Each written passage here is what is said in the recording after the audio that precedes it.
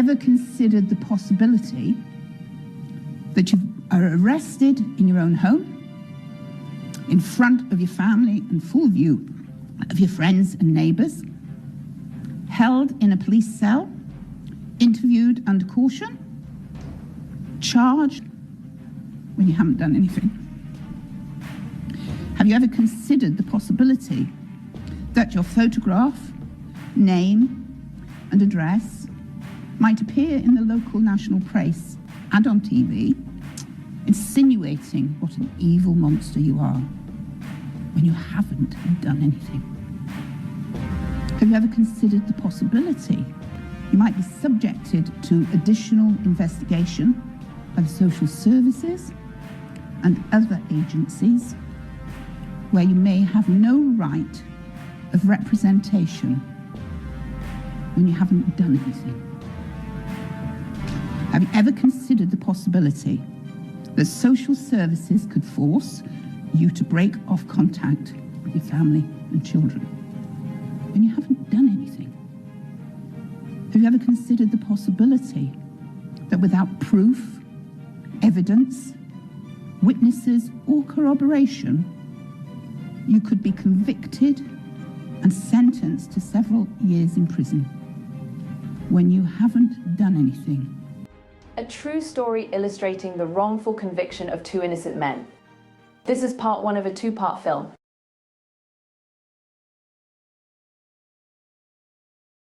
Anthony Searles was arrested the night of October 15, 2012 at the residence in East Bakersfield he shared with his co-defendant Randy Miller.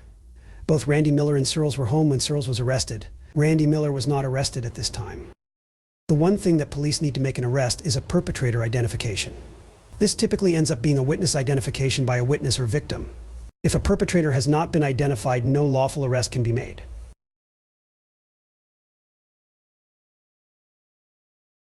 On the left is Searles' photo lineup, on the right is Miller's lineup. Both are alleged to be signed by Sierra Williams. When you compare the two signatures, clearly you can see they do not match. For example, the C in Sierra, the top C comes to a point and the bottom C curves. The first A in Sierra, the top A is wide and open and the bottom A is closed. The R in Sierra, the top R is wide and open and the bottom R is closed. The second A in Sierra, the top loops around the name while the bottom curves away from the name. The W in Williams, the top W is wide and rests on top of the line while the bottom W is closer together and dips under the line. The first I in Williams, the top pulls straight up into the I while the bottom curves into the I. The L's in Williams, the top L's are straight lines while the bottom L's are loops. The A in Williams, the top A is a point while the bottom are loops. The M in Williams, the top M is high and prominent with high distinctive arches while the bottom M is small and has low arches while the middle point does not reach the line. The S in Williams, the top S is wide and distinctive with the breakaway curving up slightly with the bottom S barely legible with the breakaway a straight line, no curve. When you look at the dots of the I's, the top are dashes while the bottom are dots. Anyone can see that these two signatures do not match. California law requires the following for suspect identification. Shall adopt regulations for conducting photo lineup with eyewitnesses. Prior to conducting the identification procedure and as close in time to the incident as possible, the eyewitness shall provide the description of the perpetrator of the offense. In Dorkin's interview with Catherine Miller, he shows her a photo lineup without ever asking her to describe the suspect first. He shows her the photo lineup and Searles is in number 2. Catherine is asked to pick out the suspect, which is part of the admonition. Catherine told Dorkin he's not in here. Because Catherine did not identify Searles as the suspect, the transcripts of Dorkin's interview with Catherine do not show her response. Dorkin claims his batteries died and that's why it doesn't show what she said. However, the audio tape provided to defense, you do hear her say he's not in here, something Searles pointed out to ADA Domino. Dorkin also illustrates in his revised police report she couldn't identify Searles. In Dorkin's third interview with Catherine, he asked her to describe what this man looks like in regards to the man she allegedly gave oral sex to, which proves he knows he is required to ask the witness to give a description of the suspect, yet Dorkin never asked Catherine Miller to describe Searles. Catherine also described the man she allegedly gave a blowjob to as having short shave-like hair, green eyes, and being a white male. Her description is important because between May 2011 and July 2011, Randy Miller had medium-length hair. His eyes are blue, not green. The description she gave fits his after-arrest photograph, where his hair is short and his eyes can easily be mistaken as green in this poor-lit photo, which was taken over a year after Searles' arrest. Dorkin claims the reason why Catherine couldn't identify Searles was because he showed her a photo lineup with another man named Anthony Searles in the number 2 slot. Defense requested a copy of this alleged photo lineup, and Dorkin claimed he was no longer in possession of it and had destroyed it because it was inaccurate. Dorkin provided the defense with an individual photo of the man he claimed was named Anthony Searles, which was the man in the number 6 slot of Searles' lineup. What Dorkin did not anticipate was Searles actually knowing who that man was. His name is David Turner, and Searles has known him for decades prior to Searles' arrest. Searles was friends with David's cousin Rachel for years. We know Catherine was shown Searles' photo lineup. For one, it is dated the same day he alleges to have interviewed her. 2, Dorkin lied about who David Turner was by claiming his name was Anthony Searles. 3, Dorkin never attempted to put another photo lineup in front of Catherine Miller again. He had 2 years before trial to and never did. That is because she couldn't ID Searles as a perpetrator the first time around, so why try a second? An identification procedure shall be composed to that the fillers generally fit the eyewitness description of the perpetrator. In the case of a photo lineup, the photo of the person suspected of being the perpetrator should, if practicable, resemble their appearance at the time of the offense and not unduly stand out. Research studies find that when an innocent man is put into a photo lineup and his appearance does not match that of the others in the photo lineup, he is picked by the eyewitness more often than not. The law requires that all fillers, that is, people who are not the suspect and are put into the photo lineup, share the same appearance as the suspect. When reviewing Searles' photo lineup, he is wearing a red shirt and placed in between 2 people wearing white shirts. He is the only person wearing red. Searles has facial hair and medium brown hair. Both men on his left and right are bald and have no facial hair. The 3 men on the bottom are all wearing black shirts. None of the men share the same appearance as Searles. They even changed the hue of his skin tone to brighten his face and make him unduly stand out. This photo lineup array is not only designed to have Searles stand out, but draw the attention of the viewer directly to Searles.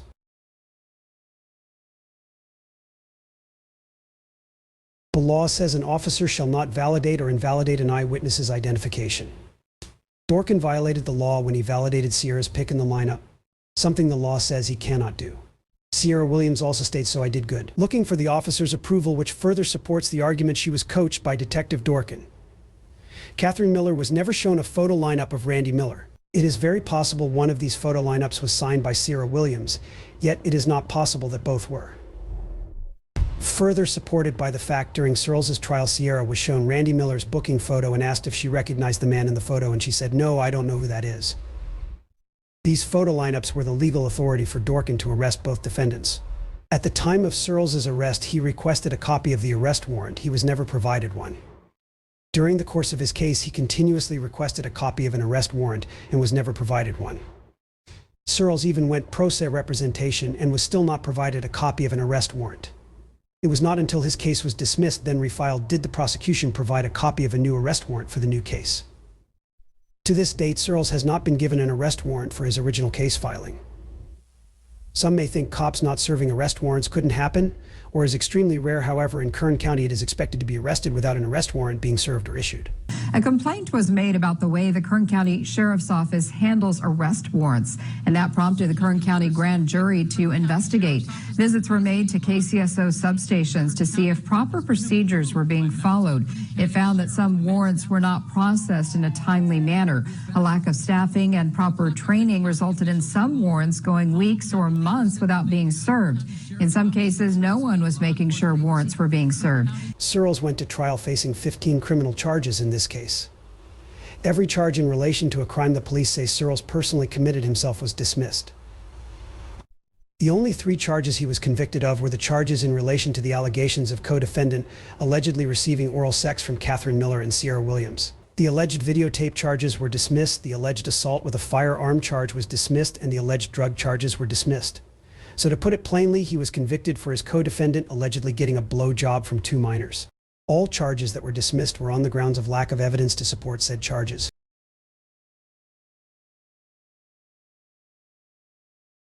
In the state of California, law enforcement has 10 days from the day a search warrant is executed to return it to the courts.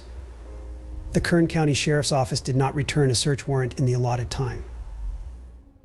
Searles filed a motion to return seized property in August. The courts and the district attorney's office had no record of a search warrant being issued. The public information kiosk at the felony department in the courthouse has no record of a search warrant being returned in the allotted time, leaving two options. One, Dorkin intentionally ignored the law and refused to return the search warrant to the courts as required by law, or two, no warrant existed. It was not until January, 13 months after Searles' arrest, does a warrant get returned to the courts, and it was only after the threat of the case getting dismissed due to illegal search and seizure does Dorkin turn one in. We believe Dorkin forged a search warrant to turn in order to maintain Searles' criminal conviction.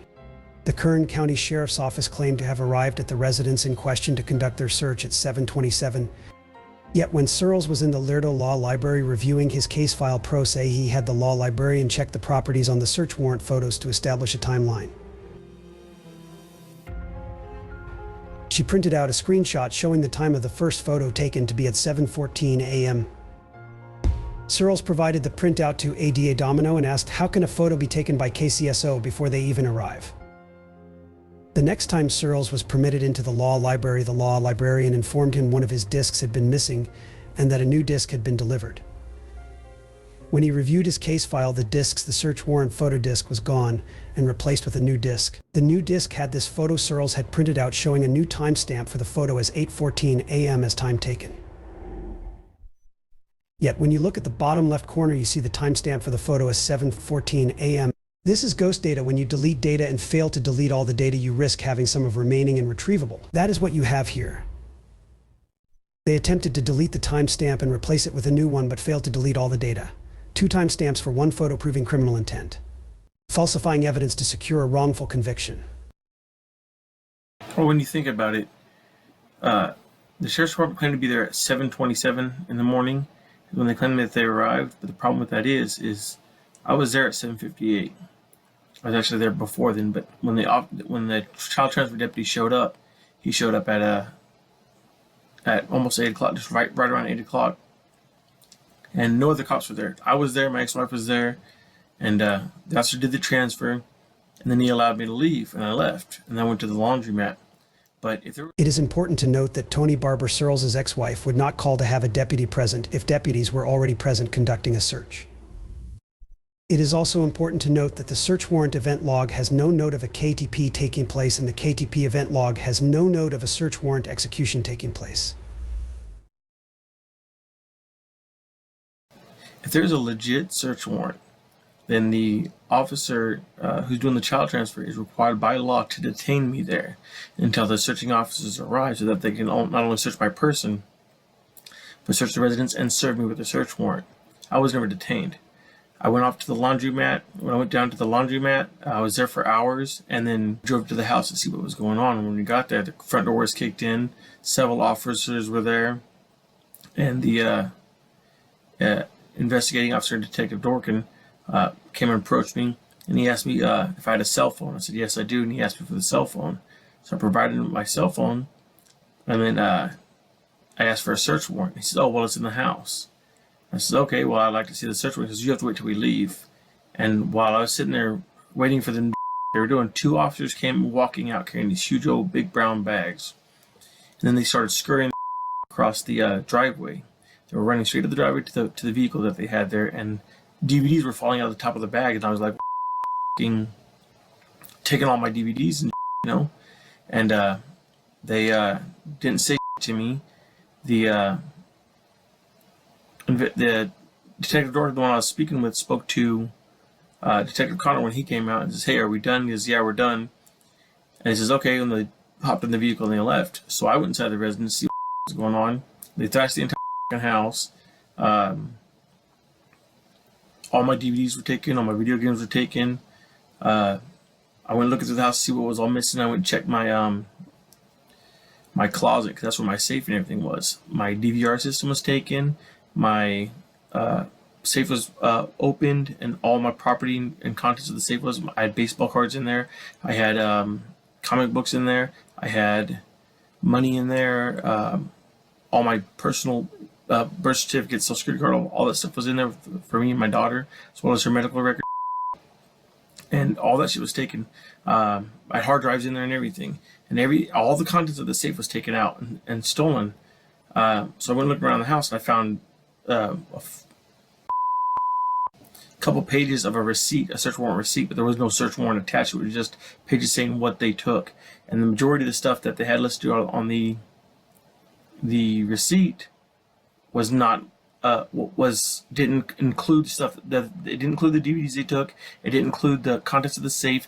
And then finally, when I finally got a copy of the police report after my arrest, there's no mention of the safe. There's no mention of the DVR system, no mention of any contents of the closet whatsoever. And that's where they claim to have found evidence, but they don't list any of the contents in the closet. And then I get the copies of the search warrant photos. When I go through the search warrant photos, there's no picture of the closet. They didn't take a photo of the closet. They didn't provide that to the defense. They didn't provide it to the district attorney's office, nothing. So nobody got a copy of that, of what was, there's no proof of what was inside the closet for my trial. And then when you go through the search warrant photos, you can see they initially parked into the driveway, and then once they breached the house, which wasn't even necessary because the living room window was open, so there's no need to breach the door. If the window's open, we can just crawl through. But they kick in the door, they come inside, and they take a photo of the security camera monitor that was in the living room that was watching the driveway. And you could see that they moved the car from there and park it in front of the neighbor's house. And then they move the car a second time. Once they realize that it's still in view, they remove it a second time and park it in front of the residence in question. And then they turned the camera that was mounted on the porch watching the front gate. They turned it to face the pillar it was mounted on so that it wasn't recording or seeing anything that was going on. And then they cut open the front gate lock and moved back and forth through the front gate, unseen by any of the cameras. And if you're not doing anything illegal, there's no reason whatsoever to be hiding or trying to conceal your movements. If you have a legal right to be there, you don't need to be concealing your movements. So that just shows you right there that they had criminal intent when they came to the residence. The sheriff's department claimed to have found specific items that were of evidentiary value at the residence. Camcorder, a silver Sanyo Miro phone, and night vision goggles. My Modern Warfare night vision goggles. The funny thing about this is in 2011, October 2011, I reported a burglary to the house because Christopher Marino robbed my house with Harry Duckworth and a few other people, and they stole the night vision goggles, the camcorder, all that shit. And I filed a email report to the sheriff's department. The sheriff's department came out when I called them that day of the burglary. They came out and they said that they were going to take my report, but they didn't have time to list everything that was taken because other crimes are occurring that are more important than a burglary, especially when the suspect's no longer on scene. So they took they gave me an email address to email them, and I emailed their email address and gave them a full list of what was taken during the burglary that I could recall, or that I noticed that was missing. And the night vision goggles were taken, the camcorder was taken, the phone was taken, and all these items were listed on the email report to the sheriff's department. And now all of a sudden, the sheriff's claiming that these items were found in the residence during their search. The email report, the sheriff's station saying that when you make a report, they don't save emails to the report. They said they memorialize everything that's stated and then put that into the report, and they delete the emails. But I've already got proof of that's false, because the report I filed against Harry Duckworth, they saved the email, they attached it to the report and everything. So they're just lying to cover up the fact that I have evidence that those items were not in the house during the search, and that they were in fact planted by the sheriff's department. Christopher Marino was interviewed by the district attorney's office private investigator Stevenson. During the course of this interview, Christopher Marino admitted to stealing these items. He stated they stole the video player and night vision goggles, the very items KCSO claims they found during their search. Yet again, we ask, how can items stolen November 2011 be found at the residence July 13, 2012 unless they were planted there? The sheriff's office continues to move their vehicle so it would not be recorded by cameras. They cut open the front gate lock to ensure access to the house out of camera view. The only plausible reason would be to ensure they were not recorded planting evidence in the home. And then when you look at the mirror that they're claiming that they found during the search, you can see that there's a whole of names written all over it. Is in February 2012, I was taking photos of my weight loss. And one of the photos I have, it just happens to contain this mirror in it. And this mirror, you do not see any of these names written on it. And I have the timestamp. The photo's on an SD card. The timestamp for it is February 2012. So the prosecution and the cops are arguing that these names were written May 2011 to July 2011. And they had several people testify that these names were written on this mirror during that time frame. But this photo proves that to be false. So not only do these people lie on the stand against me, it also proves that the names did not contain on the mirror during the time frame they're alleging. The Kern County Sheriff's Office provided the defense with these two pictures. The first shown is alleged to be the before photo. The second shown is alleged to be the after. In the first photo, you will see photos on the Audrey Hepburn picture. KCSO claims images of underage girls were found on it. How do we prove they were planted by KCSO? If you look at the box in the photo, you will see it is open as if someone searched it, which is what would happen after cops searched the residence. You will also see a zebra blanket on the bed to the right. Then in the second photo, you will see the bed frame to the right against the wall. Then when you look at the box, it is partially closed with the zebra blanket clearly visible in it. So for this photo to be the after photo, KCSO would have to have packed the box and neatly folded the blanket and put it into the box. Do you honestly believe after thrashing the entire house they would pack the box and fold the blanket? What the blanket in the box proves is that was the before picture taken, and none of the three photos were on the Audrey Hepburn picture, and the cops pulled everything out of the box searching it, and the other photo is the after picturing. Because again, if these photos were not planted, they would have been introduced at trial as evidence, and they were not. In our investigation, we searched up these photos via Google Lens, and sure enough, we located the photo of the girl in the blue underwear. We located two sources of the image from outside California on an adult porn website, and the image is still there today. The post was on June 7, 2011, suggesting this image was uploaded from out of California and someone simply printed it out and put it in Searles' prior residence, supporting the fact it was planted. We also located this photo on over a dozen different sites after a reverse image search. Searles was in the process of moving, and this is proven in multiple ways. One May 14, 2012 event log, he instructed KCSO he was not living there, and two, the search warrant photos of Randy Miller's house show Searles' property in Randy Miller's house. The same property from KCSO search of the residence in question. Searles said both the box frame and mattress were left leaning against the wall so that they would have room to navigate the dresser out of the bedroom when they got a moving truck. Since May 2012, he was slowly moving property out on his Vespa-style scooter to his new residence. To further prove these photos were planted, Searles has a photo he took of Randy Miller before the search was conducted by KCSO. You can see the Audrey Hepburn picture and no photos of these girls in it. Then all one has to do is look at the rationality of it all. Searles has had law enforcement harassing him again and again, searching his house again and again. If these photos were there before the search, one of these deputies would have made a report of it, and Dorkin's police report would illustrate that. Searles' ex-wife was allowed in by KCSO to conduct a court-ordered search of the residence to ensure it had water, electricity, and food for their child. Yet she makes no statement in trial to seeing any photos of presumed to be teen girls. Nor does she state that in their family law case. Lastly, KCSO is required by law to forward all evidence of suspected child pornography to the FBI, yet there is no record of this transfer occurring, nor any record of the FBI receiving notification of this alleged pornography. Nor was Searles charged with child pornography in regards to these photos KCSO claims they found. Again, these photos were never introduced at trial. The camcorder, night vision goggles, and Sanyo Miro cell phone were never introduced at trial. If any of this had evidentiary value, it would have been introduced at trial, and it was not. It was used to badmouth Searles to the media. Lastly, this photo is of Searles playing with his daughter in the backyard of the residence in which KCSO searched. You can see one shed behind the garage on the patio, yet there were two sheds there, one directly behind the garage out of view in this picture. KCSO did not provide photos of the backyard nor of these sheds or their content within. You must ask yourself why. If they had the legal right to be there, why are they not photographing everything as required by protocol? The reason is there was property of value within the sheds that KCSO stole, and they did not want proof of these items being there, which is exactly why KCSO did not provide a photo of the closet.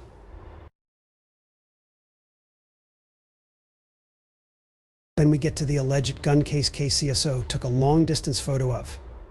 They did not take the gun case as evidence, simply took a photo of it. They did not, however, photograph the serial number on the gun case.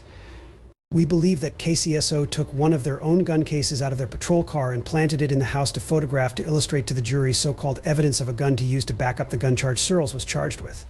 Yet, if it was evidence, it would have been seized. Gun cases, just like guns, come with a serial number that can be traced to the manufacturer and the owner. The reason why KCSO did not photograph the serial number is because it would link back to KCSO.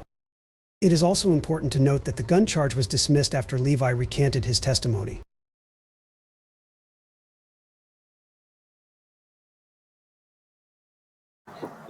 Anyone with any sense would know if you have two people, two pedophiles, you know, if they were best friends or whatever, hanging out and all that, they would be partying together, you know. And me and my co-defendant, they're accusing me and my co-defendant of being pedophiles. And if we're both pedophiles with the same interest in children, why was my co-defendant not partying with me at these parties? Everyone that was interviewed by the investigating detectives all said the same thing. They had no clue who my co-defendant was, and outside of Catherine Miller and Sierra Williams saying, "Oh, well, they saw him this one time when they did that one thing." You know, and then the very next day, supposedly, we allegedly drove him to Planned Parenthood and to get, I guess, Sierra birth control, because apparently it makes sense that if you're performing oral sex on somebody that you would need birth control not to get pregnant. Who the could believe that? And how stupid would you have to be to get sucked into that, thinking that, oh, if somebody blows a load in your mouth, you're going to get pregnant? Really? Makes no sense at all. During the trial, Sarah Williams was shown my co-defendant's booking photo. It was Exhibit 27. And she was asked during the prosecution if she recognized the person in the photograph. And her response was, no, I don't know who that is. Now, the trial transcripts the defense was provided with doesn't show the I don't know who that is part. It just shows the no. But she stated, I don't know who that is. And I wrote that down in my notes, and the several people I had in court as observers all confirmed the same thing, that that's exactly what she said, but they took that portion out of the court transcripts. When you review the prelims for the first case, you'll see that my co-defendant was never mentioned in the first case. In the first case, I was charged with 5 felonies before they refiled it. When they refiled it, I was charged with 8 felonies, and then when I continuously refused to take a plea deal, they tacked it up to 16 charges. So, as a means of intimidation, but he was never mentioned in the first prelim. They never mentioned him. And then all of a sudden, they dropped the case against me, then refiled the same case under a different case number. Now he's all of a sudden mentioned and being charged as well. And the funny thing about that is if you review the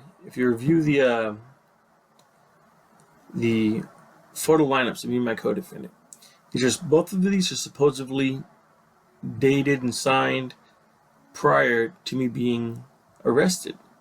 And yet my co-defendant wasn't arrested when I was arrested. The cops showed up at the residence. They arrested me. They spoke to him, and he was never arrested. So if he was identified as a suspect prior to me being arrested, like they're alleging, why was he not arrested? And then take it a step further past that. When I was arrested and he knew I was arrested, why did he not flee?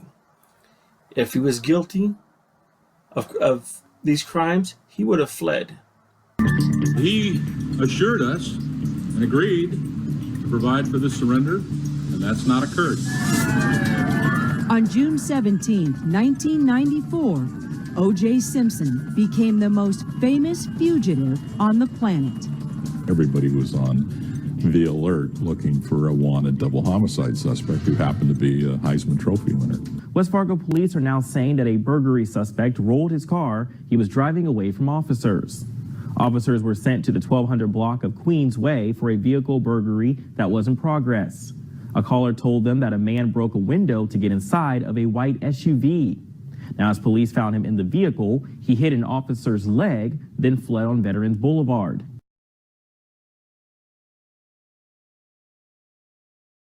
When you do a background check on Randy Miller Searles' co-defendant at the Kern Court's website at kern.courts.ca.gov, you will find he only has 2 criminal convictions. One is a driving-related offense, and the other is the conviction in relation to Searles' case. From that case number, you will see that Randy Miller's arrest was on July 25, 2013, approximately 9 months after Searles' arrest. Yet Detective Dorkin claims that Sierra Williams identified Randy Miller on October 9, 2012. 9 months is ample time to flee. In fact, 24 hours is ample time to flee if you're guilty of a sex crime. Randy was present during Searles' arrest and was not arrested, so why did he not flee? Because he is not guilty. When I was in Laredo jail after my arrest, he continuously came and visited me there in Laredo jail. So while I was in there, they could have arrested him any time he came and visited me there, but they never made an arrest on him. Because when you show up there to visit somebody, they run your name. If you have any warrants or anything, you're arrested right on the spot. And like the full first year, I think, I was in county jail, he came and visited me. So why was he not arrested? If he was identified prior to me being arrested, why was he never arrested? Why was he not held in custody, or sitting in county jail and rotting in county jail? And then when you review the plea deal that was offered when I was originally arrested, the deal was that if I dismissed the charges against if I dismissed my criminal complaint against Detective Connor, then they wouldn't pursue criminal charges against my co-defendant, and they would allow me to plead out to any one charge that I wanted to plead out to, and even if it's a charge that didn't require me to register a sex offender, like contributing to the delinquency of a minor. You know, and I told him suck it. Every time they offered a plea deal, I told him suck it. I have no interest in taking a plea deal. Let's take it to trial. And Ms. Domino tried to push this whole thing that, oh well, you're gonna let your friend go to prison for a crime he didn't commit. I told him, you ain't got nothing on either one of us. What the do I have to be worried about? And she says, well, if you don't take this plea deal, he's going to prison. We'll make him go to prison. He'll spend the rest of his life in prison. Do you want that? Do you want your best friend to spend the rest of his life in prison when you can just take this deal and everything goes away? And it's like, you ain't got shit on me. Let's do this. I'll do this song and dance. Let's do this.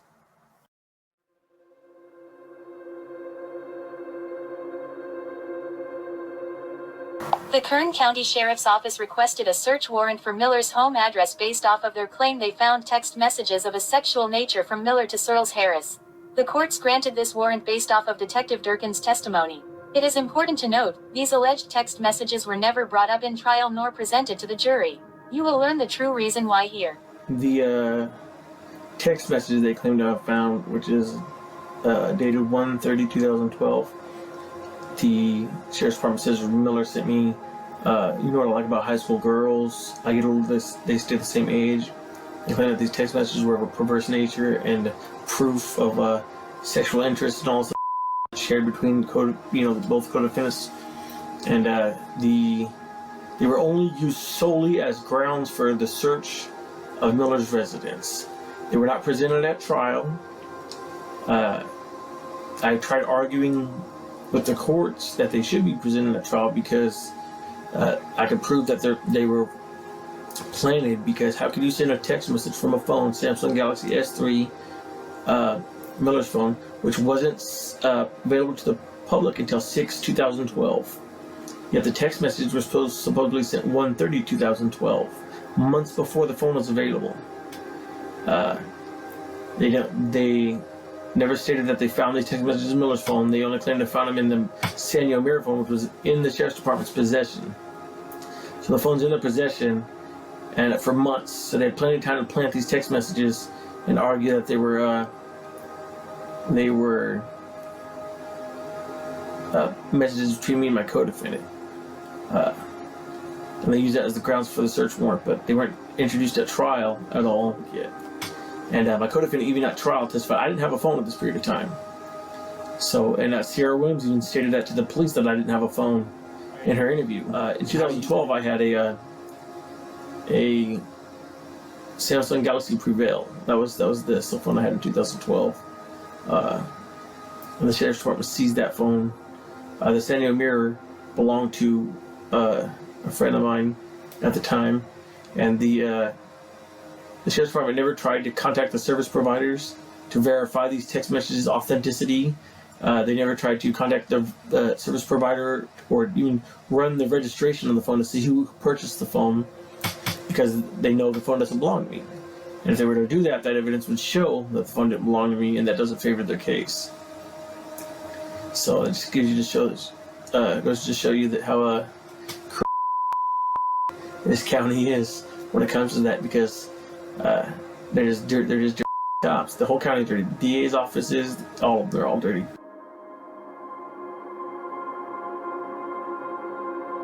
I'll tell you, that's what I love about these high school girls, man. I get older, they stay the same age. Yes, they do. It's easy to see why law enforcement says technology has changed the game. Digital evidence touches all of our investigations. During his 13 years as an FBI special agent, William Kennedy with the Little Rock Field Office has observed the growing emphasis on such evidence. I think about my own neighborhood and the prevalence of Ring cameras and how many times something as simple as a doorbell camera has helped local law enforcement solve crimes as well. So, technology touches almost every aspect of our lives now. That also includes our computers, tablets, and smartphones. Cell phones are almost always with us. So, if we can get a hold of somebody's cell phone, that's usually the treasure trove of evidence that we need. And he says the Capitol insurrection is a recent example. The fact that people are using their cell phones to take selfies and then they're, sending those out to their family members has helped us solve and identify who some of these individuals were. This photo the DA presented to the jury as evidence of parties going on in May through July 2011. Yet as you can see here, the date is in 2012. Our investigators simply checked on the names of individuals listed in Searles' case and checked on their social media accounts. It doesn't take a rocket scientist to figure this investigative technique out. We discovered a vast trove of evidence, dated pictures of partygoers at the residence in question, yet, for whatever reason, KCSO and the Kern DA office wishes the public to believe they never thought about checking witnesses' social media accounts. For example, here is a photo of partygoers in the backyard of the residence, dated in 2012. These dates are important because the witnesses claim parties only occurred between May to July 2011. It is also extremely important to note that co-defendant Randy Miller would have never been charged in this case past the point of preliminary hearing if it wasn't for Detective Dorkin's intentional lying to the courts to secure a conviction. During the preliminary hearing, Detective Dorkin testified that Catherine Miller told Randy she was in fact 13 years old. Yet when you review her interview with Detective Dorkin, she stated that Randy thought they were 18 years old because Tony told him they were 18 years old, and that Randy never specifically asked them their ages. Even Detective Dorkin's police report illustrated this. In the state of California, one cannot be held to face charges if one reasonably believed the person they were engaging in a sex act with was of legal consenting age. The court stated, based off of Detective Dorkin's testimony, that Catherine told him her age, there was enough evidence to hold Randy Miller to face charges.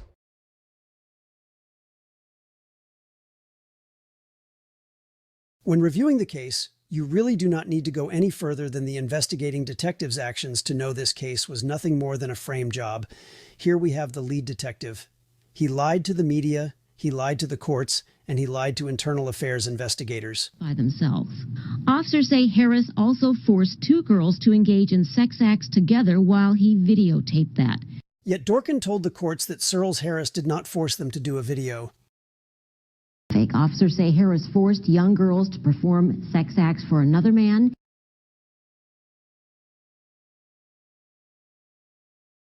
Dorkin continuously told the courts that Levi was present during the night of the alleged film being made.